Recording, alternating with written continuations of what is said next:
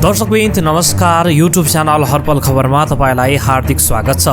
सदाझै आज पनि हामी देश तथा विदेशका केही ठुला अनि महत्त्वपूर्ण खबरका साथ उपस्थित भएका छौँ। हाम्रो यो मेहनतको लागि एउटा सानो लाइक गर्न नभुल्नुहोला। च्यानलमा नयाँ हुनुहुन्छ भने सब्स्क्राइब गरेर सँगै रहेको घन्टीलाई दबाई अलमा प्रेस गर्न पनि नभुल्नुहोला। आउनुहोस् लागौँ पहिलो खबरतर्फ। कोरोना संक्रमणको चेन ब्रेक गर्न भन्दै निषेधाज्ञा जारी गरिएको जिल्लाको संख्या 61 पुगेको छ। आज बिहानसम्म 61 जिल्लामा निषेधाज्ञा जारी गरिएको हो।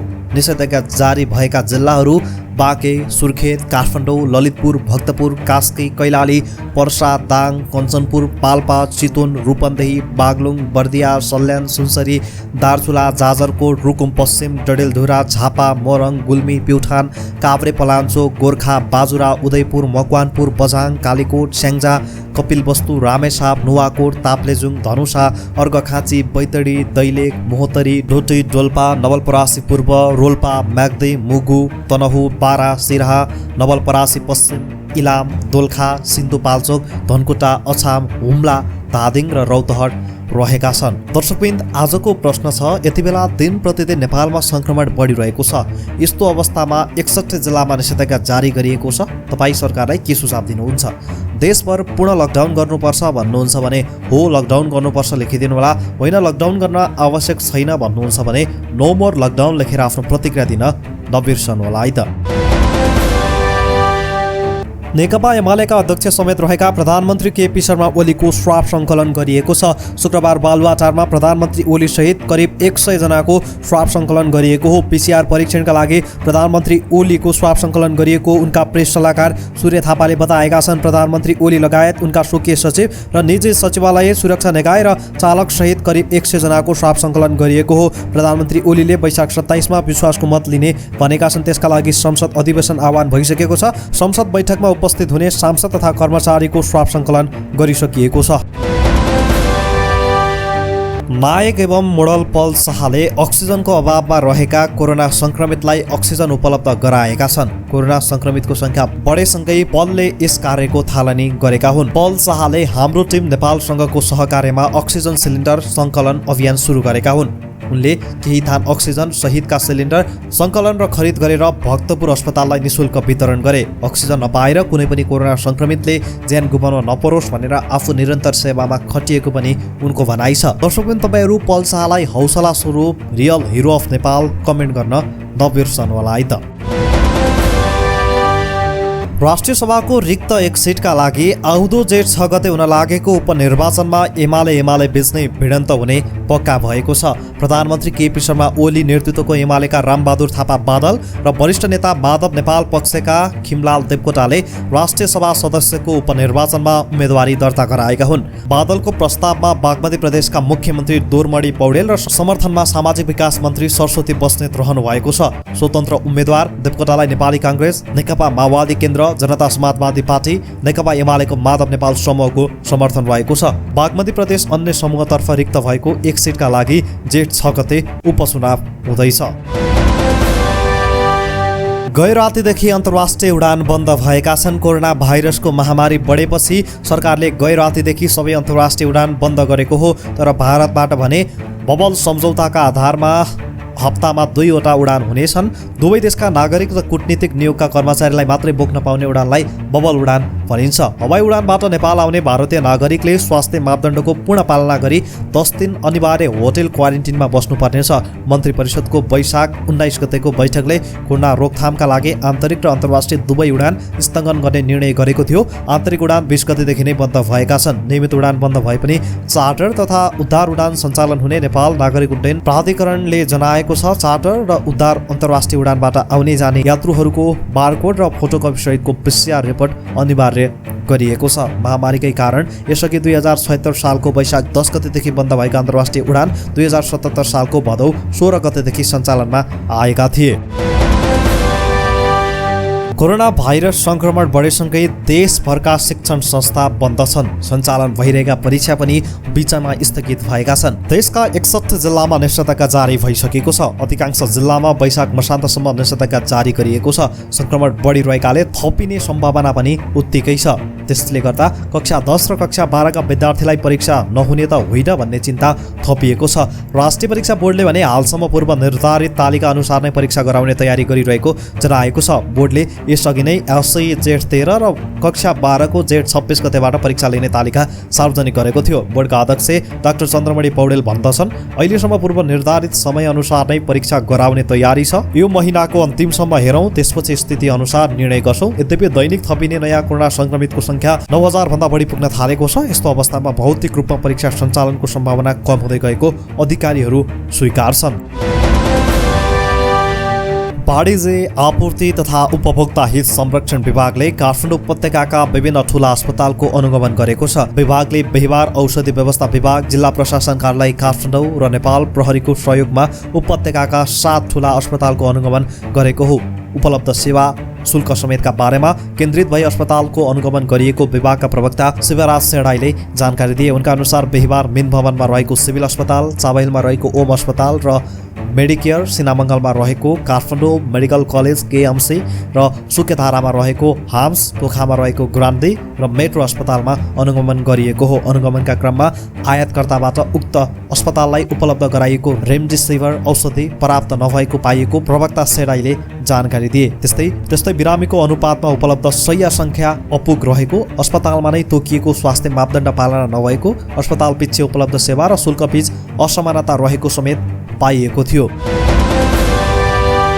स्वास्थ्य तथा जनसङ्ख्या मन्त्रालयले सेरम इन्स्टिच्युटसँग 50 लाख खोप खरिद हाललाई सम्भव नभएको बताएको छ। नेपालले खरिद गरेको 10 लाख डोज भने क्षमता विस्तार भएपछि क्षमता दिने कम्पनीले बताएको छ। मन्त्रालयका प्रवक्ता डाक्टर जागेश्वर गौतमले शुक्रबार जारी गरेको विज्ञप्ति अनुसार नेपालले खरिद गरेको आउन बाँकी 10 लाख डोज आपूर्तिलाई प्राथमिकतामा राखेको जानकारी सेरमले दिएको छ। तर कम्पनीमा एका आगालागी हुनका साथै क्षमतामा विस्तारमा अवरोध भएको भन्दै कम्पनीले क्षमता विस्तार हुने बित्तिकै आपूर्ति गर्ने जानकारी गराएको भन्दै मन्त्रालयले भनेको छ। थप 50 लाख मात्रा कोभिसिल्ड खोप खरिद गर्ने अवस्था हाललाई छैन।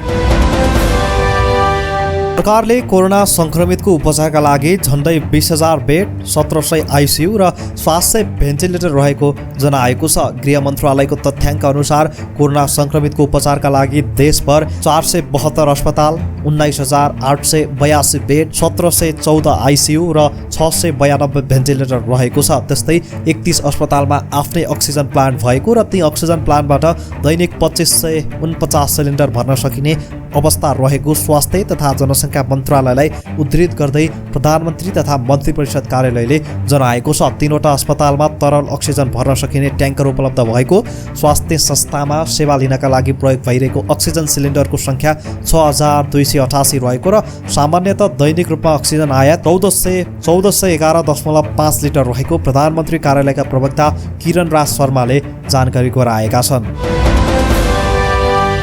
नेकपा एमालेका वरिष्ठ नेता माधव कुमार नेपालले अहिलेसम्म पार्टी अध्यक्ष एवं प्रधानमन्त्री केपी शर्मा ओलीसँग कुनै सहमति नभएको बताउनु भएको छ।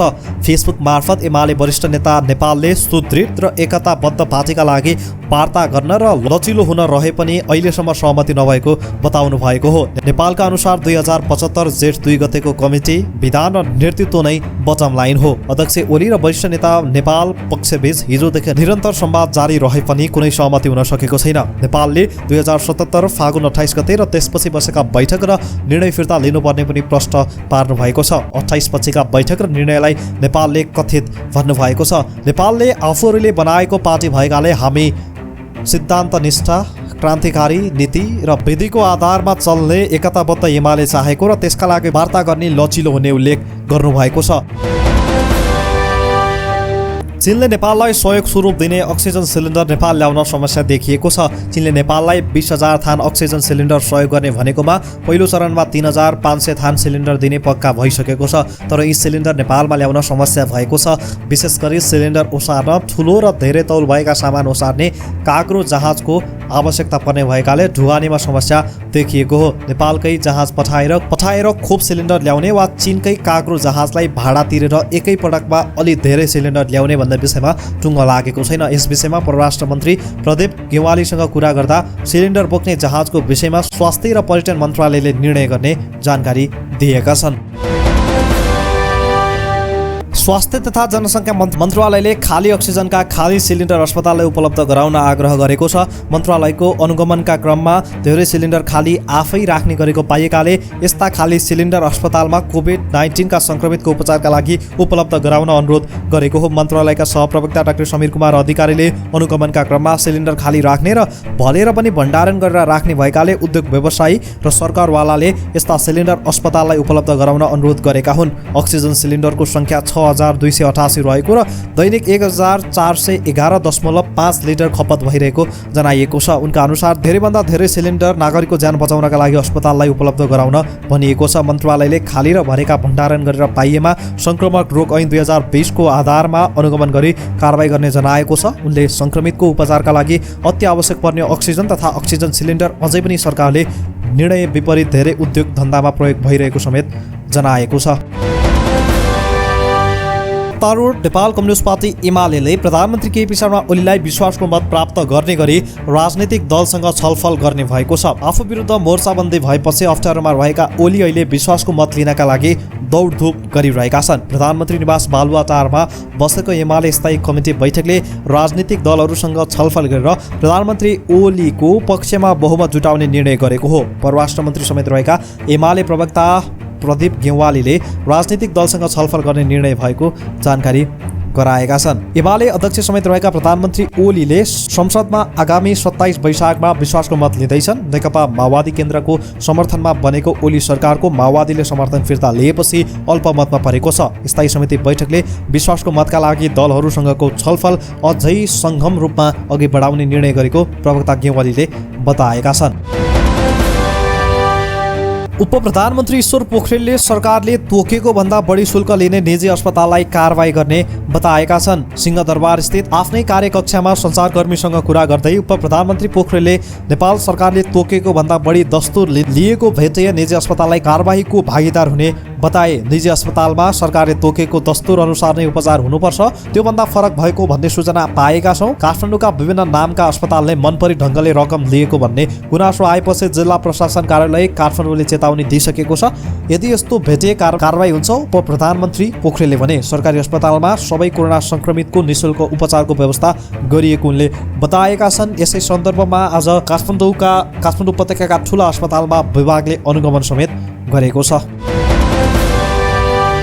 नेपालमा कोरोना भाइरस तीव्र रूपमा फैलिएको छ। यस्तो अवस्थामा धेरै सङ्क्रमितहरू भेटिएका छन्। धेरैजना होम आइसोलेसनमा बसिरहेका छन्। सामान्यतः होम आइसोलेसनमा रहेका बेला के कुरामा ख्याल गर्नुपर्छ त डाक्टर रोशन ढकालको सुझाव प्रस्तुत गर्न गइरहेका छौँ। के गर्ने? कन्ट्याक्ट ट्रेसिङबाट सङ्क्रमण पुष्टि भएका सामान्य सङ्क्रमित होम आइसोलेसनमा बस्ने, समय समयमा ज्वरो, अक्सिजन मात्रा, श्वास प्रश्वासको मात्रा जाँच गरिरहने, 103 डिग्रीभन्दा बढी ज्वरो र नियमित औषधि खाइरहँदा पनि ज्वरो निको नभएमा नजिकको अस्पताल जाने, अक्सिजनको मात्रा 90 भन्दा कम र श्वास प्रश्वासको गति 42 भन्दा कम प्रति मिनट भएमा अस्पताल जाने, अक्सिमिटरको प्रयोग गर्दा ग्राफ राम्रोसँग चले नचलेको याद गर्ने, यस्तो भएमा नआत्तिकन चिकित्सकसँग सम्पर्क गर्ने, खानपान र पोषणमा विशेष ध्यान दिने, झोलिलो खानेकुरा धेरै खाने र पानी प्रशस्त पिउने, सुत्ने उठ्ने समयको रुटिन बनाउने। के नगर्ने? कोभिडका सामान्य लक्षण देखिँदैमा अस्पताल जान हतार नगर्ने, चिकित्सकको सल्लाह बिना सञ्चार माध्यमहरूमा हेरेको पढेको वा कसैले भनेको आधारमा औषधिको प्रयोग नगर्ने। यसो गर्दा कहिलेकाहीँ सङ्क्रमितको स्वास्थ्यमा नकारात्मक तथा गम्भीर असर पर्न सक्छ। विभिन्न सञ्चार माध्यममा आएका नकारात्मक सामग्री नहेर्ने, नपढ्ने र भ्रामक सामग्रीका आधारमा मानसिकता नबढाउने। देशभरको मौसम पूर्ण रूपमा खुल्न अझै केही दिन लाग्ने भएको छ। पश्चिम न्यूनचापीय प्रणाली, दक्षिण भूभाग नजिक विकसित भएको न्यूनचापीय क्षेत्र तथा बङ्गालको खाडीको जलवायुयुक्त हावाको प्रभाव देखिएकाले मौसम बदली भइरहेको मौसम पूर्वानुमान महाशाखाले जनाएको छ।